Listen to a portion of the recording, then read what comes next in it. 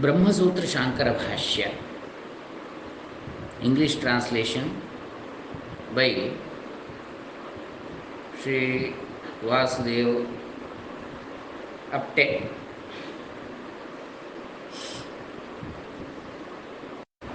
Sri Vasudev Mahadev Apte. Sarvam Khalvidam Brahma, Chandogya Upanishad 3:14:1. Now, first chapter, Samanvayadhyaya, Shankarabhashya. Om Shri Gurubhyo Namaha Harihi Om Shri Ganeshaya Namaha.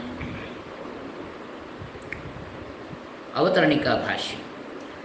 That the sense object Vishaya and the subject of sense objects Vishayin, which are within the range of the denotative power of the words Yushmat and Asmat respectively, and that is you and me, and have natures as opposite to each other, as darkness and light cannot transform themselves into each other, being a matter firmly established, the attributes of these two also, with a greater reason, therefore, cannot transform themselves into the nature of each other.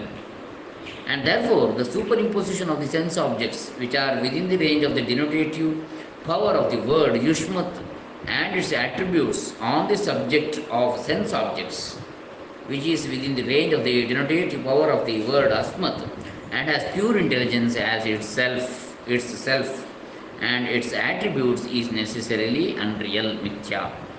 All the same, it is a natural course of worldly conduct resulting from false ignorance, mithya jnana, in a person to superimpose the sense objects and the subject of sense objects, which are absolutely different from each other and their respective attributes mutually on each other through failure to discriminate or distinguish either of them from each other, and by coupling truth and untruth together, and to imagine thus, I am this, this is mine.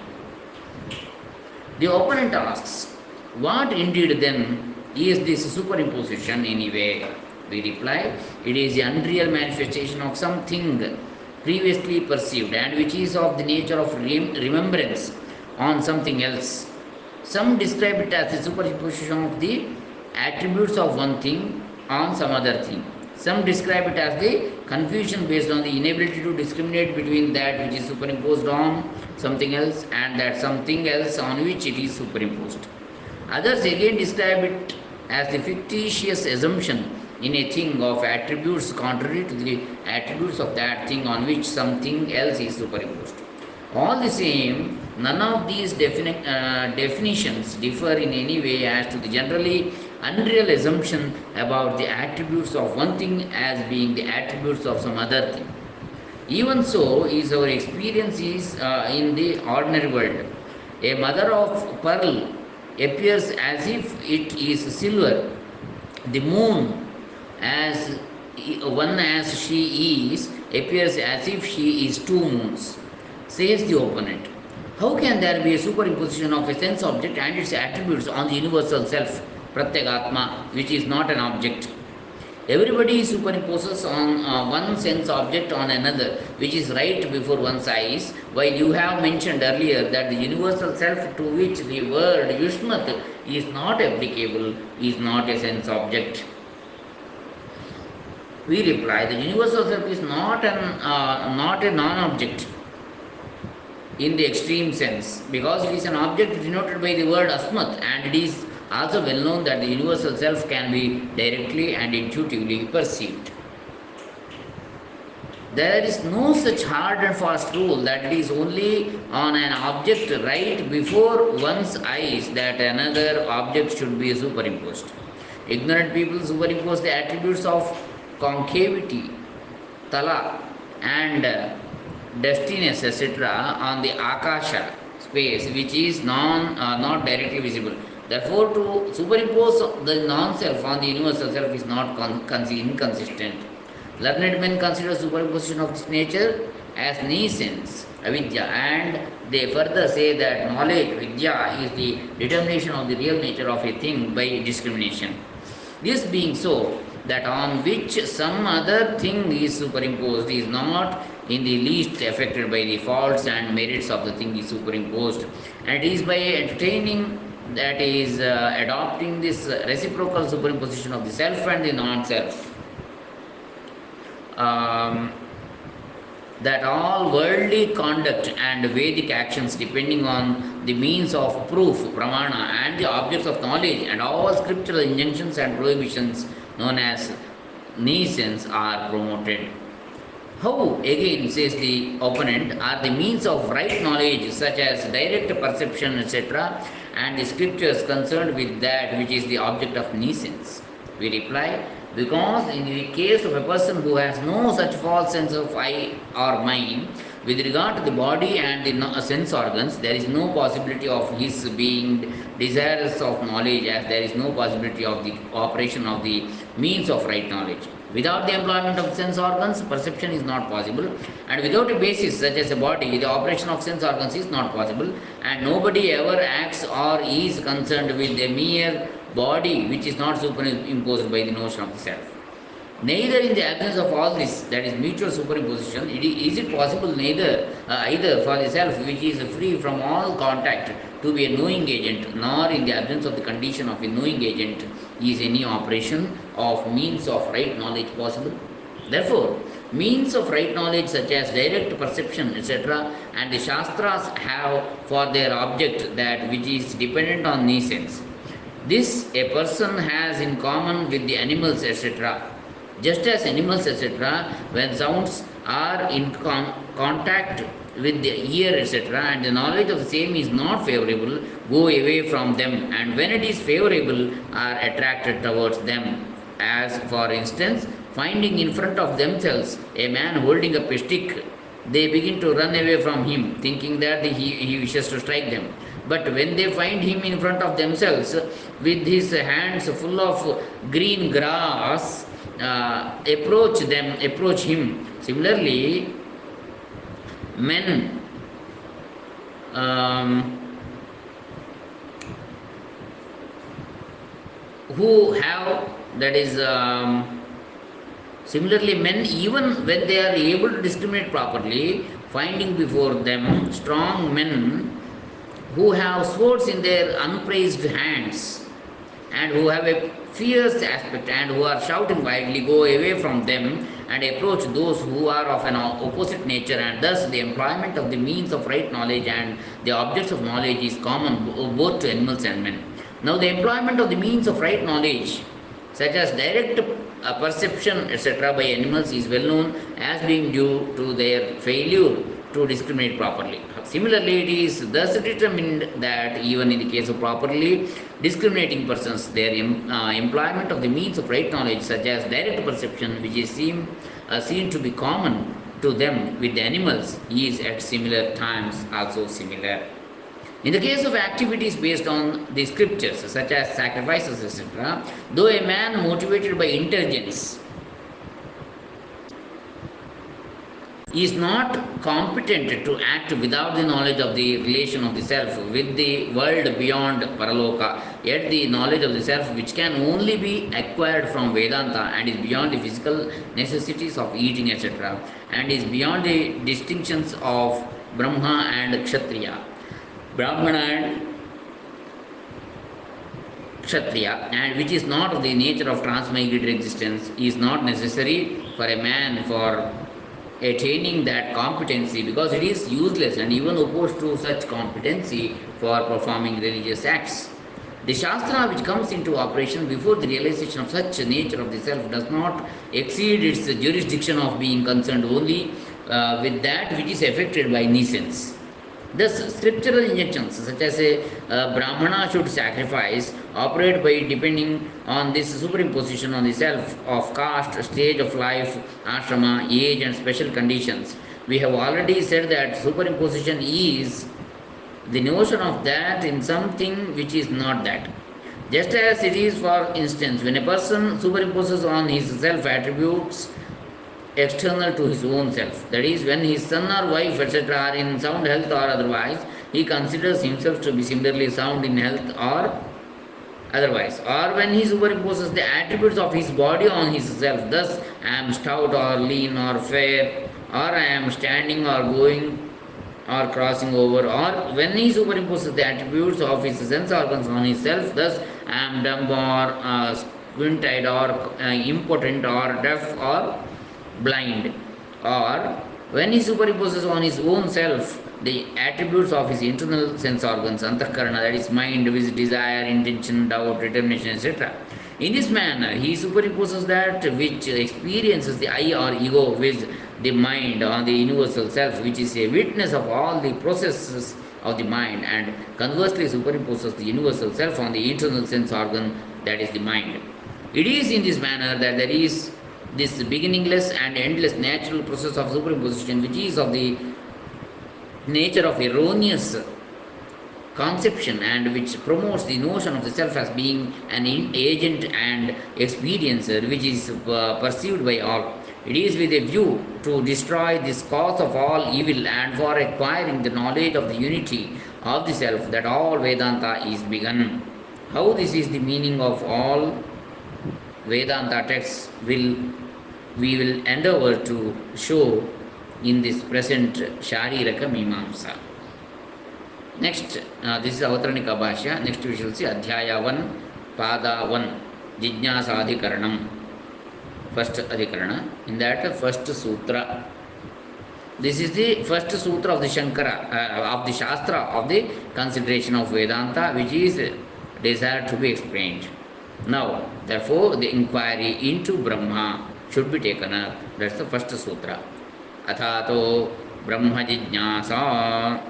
The word now is to be understood as meaning something which follows after the attainment of the requisite spiritual qualities, and not as something which introduces a subject, because the desire to know Brahma is not something which is possible to be introduced as a subject, nor can the word mean an auspicious recitation, Mangala, as it cannot be properly construed in the meaning of the sentence.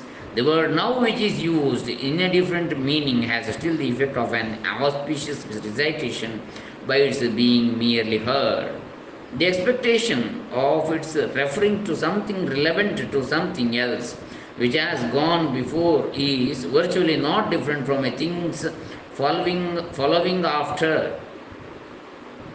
The word being understood then as indicating something which comes after something else, that something else which is expected to have been accomplished before the desire for knowledge of Brahma can be attained needs to be mentioned, just as in the case of a desire for the knowledge of duty, dharma, the study of the Veda is expected to have been accomplished already before such desire for the knowledge of duty is entertained. The coming after the study of the Veda is common to both. But says the opponent, the peculiar difference here, that is, in case of the desire for the knowledge of Brahma is its coming after the previous knowledge of the acts of duty. No, we reply. In the case of a person who has studied the Vedanta, it is reasonably sustainable that the desire for the knowledge of Brahma may arise in him even before the arising of the desire for the knowledge of duty. Here, that is, in the case of the desire to know Brahma, no particular serial order is intended to be prescribed by the scriptures, just as in the case of the desire for knowledge of duty. A serial order is intended to be prescribed, in as much as there is a rule about a particular thing coming after another particular thing, such as in the cutting of the heart of the animal sacrificed, etc., or as there is no proof to hold that has between the desire for the knowledge of duty and desire for the knowledge of Brahma. There is a relation of one thing being the principal thing and another a subsidiary thing, or as there is no proof of any similar relation as between competency, adhikara, and a person who has such competency, adhikrita. And as there is a difference between the desire to know duty and the desire to know Brahma, and also a difference in their results and the things to be known. Knowledge of duty has for its result secular prosperity, abhyudaya, and its it expects the performance of certain actions such as sacrifices, etc. The knowledge of Brahma, on the other hand, has for its result eternal bliss, Nishreyas, and it does not expect the performance of any act. Religious duty is something which is to be done at some future time, and it does not exist at the time of the acquirement of its knowledge, and it depends upon the activity of a man. Here, on the other hand, it is Brahma which is actually eternally the existence in existence, that is desire to be known, and being thus eternal does not depend upon any action on the part of a man. Also, as between the two, there is a difference in the operation of the scriptural injunction. Injunction, which is a characteristic religious duty, instructs a person and at the same time enjoins him to the performance of the same. The science of Brahma, however, merely instructs a person about Brahma, but it does not enjoin a man to any act of acquiring knowledge. The case is similar to the perception of a sense object merely by the connection of the sense organ with its object. Therefore, it is necessary to mention something after the accomplishment of which the inquiry into Brahma is advised. We reply, discrimination between the eternal thing and a transitory thing, distaste for the enjoyment of things here in this world as well as in the world beyond, equipment of oneself with tranquility, self restraint, and such other similar means, and desire for final release. When these are present, it is possible to desire the knowledge of Brahma and to realize it actually even before the desire for the knowledge of duty or of it, just as you please. The word now indicates following after the acquisition of the means as mentioned above. The word, therefore, ataha in the sutra is indicative of the reason in as much as the scriptures themselves disclose the transitory nature of the fruit of such means of acquiring secular prosperity has been acquired by religious actions perishes, even so in the next world also whatever is acquired by merit perishes, etc. Chandogya Upanishad. Similarly, the scriptures also show that by realizing Brahma, the highest aim of man is attained. Thus, one who realizes Brahma attains final release. Brahma with Brahmavya Bhavati. Therefore, the desire for the knowledge of Brahma should be entertained after the acquisition of the four means referred to above. Brahma Jijnasa is the desire to know Brahma. Brahma is that whose definition will be stated presently in the subsequent sutra, from which the origination of creation, etc., comes about. One should not therefore think that the word Brahma may mean the Brahmana caste. The form Brahmana, Brahmana is in grammar the karmani genitive of Brahma and not the sheshe genitive.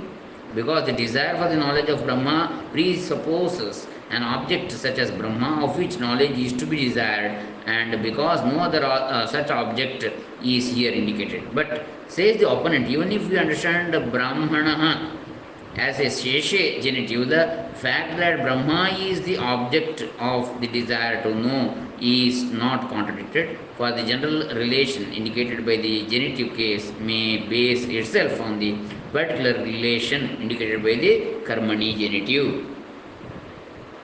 We reply, in giving up Brahma as the object directly indicated by understanding Brahmana as the karmani genitive and then by accepting it as the object indicated in an indirect way as indicated by the sheshe genitive, you will be taking needless trouble.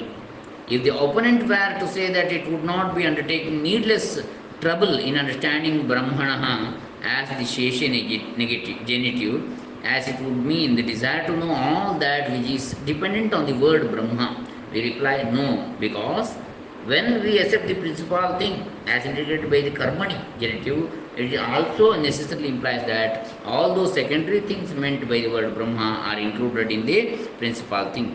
Brahma being the most desirable thing to be realized by knowledge is of course the principal thing. When that principal thing is once accepted as the object of the desire to know, all those other secondary things without desiring to know, which Brahma cannot be properly desired to be known, are necessarily implied and need not be separately mentioned in the sutra. For when we say the king is passing by, it implies that the passing by of king along with his retinue as meant. It, that is, that Brahma is the object as indicated by the Karmani genitive, is in consonance with the scriptures, the scriptural passages that from which all these things are born, Yatova imani bhutani jayante Taittiriya Upanishad, etc., and desire to know that that is Brahma. Actually indicate that Brahma is the object indicated by the Karmani genitive, and that alone will be in consonance with the Sutra. Therefore, the form Brahmana is the Karmani genitive. Jijnasa means the desire to know, complete comprehension is the object of the suffix san, which means desire. Because desire has for its object the result of action. Knowledge is the only means of comprehending Brahma, and the complete knowledge of Brahma is the highest aim of man through the destruction of the evil of nescience, which is the root cause, literally the seed of all transmigratory existence. Therefore, the knowledge of Brahma should be desired. But again says the opponent that Brahma must either be well known or not known at all. If it is well known, it need not be desired to be known. If it is not known at all, it would not be possible to desire it desire to know it. We reply, Brahma, which is omniscient, all powerful, and of the nature of eternal purity, intelligence, and freedom, exists of course. Etymologically, from the root briha, we understand such things as eternal purity, etc. The existence of Brahma is moreover well known because of its being the self of everyone. Everyone experiences the existence of the self and does not experience that he is not. If the well known existence of the self were not to be so, in fact, everyone would experience that he does not exist. The self of course is Brahma. But says the opponent, if Brahma is known to everybody as the self, then being already so known, it comes to this, that in that case there could not be any desire to know it. No, we reply, because there is a conflict of opinion as to its special nature. Unsophisticated persons and the Lokayatikas understand that the mere body as such endowed with intelligence is the self. Others that the sense organs which are intelligent are the self. Some say that the mind is Atma, some say that it is merely momentary knowledge, some others say that the self is merely a vacuum, Shunya. Others again say that an entity different from the body, which is an agent, an experiencer, and a transmigratory being is in fact is in existence. Some others say that the self is an experiencer only but not an agent. Some others think that there is a Lord who is omniscient and all powerful and is different from the self. Others that the Atma is the self of the experiencing Jiva. In this manner, there are many who have resorted to fallacious reasoning or the scriptures as an authority and have differed amongst themselves in their view as to what the self, that is Brahma, is. Under these circumstances, if one were to conclude recklessly and understand something else as the self, one may miss final beatitude and may be ruined. Hence, now begins under the designation of an inquiry into Brahma, an analysis of the Vedanta texts with the help of logic, tarka, conformable to the scriptures, having the highest beatitude as its reward. This is the first sutra and Shankarabhashya, English translation. Next, second sutra, Janmadhyadhikaranam. Sutra 2, Brahma is that from which the origin, etc., of this world proceed. That is, Janmadhyasya yataha. Janma adi asya yataha. That is the second sutra. Next, we shall see in the next session. Hare Rama. हरे कृष्ण सद्गुरु चरणार्पितमस्तु सर्वे जनाः सुखिनो भवन्तु लोकाः समस्ताः सुखिनो भवन्तु सज्जनाः सन्तु निर्भयाः ओम तत्सत् श्रीकृष्णार्पणमस्तु शंकरार्पितमस्तु।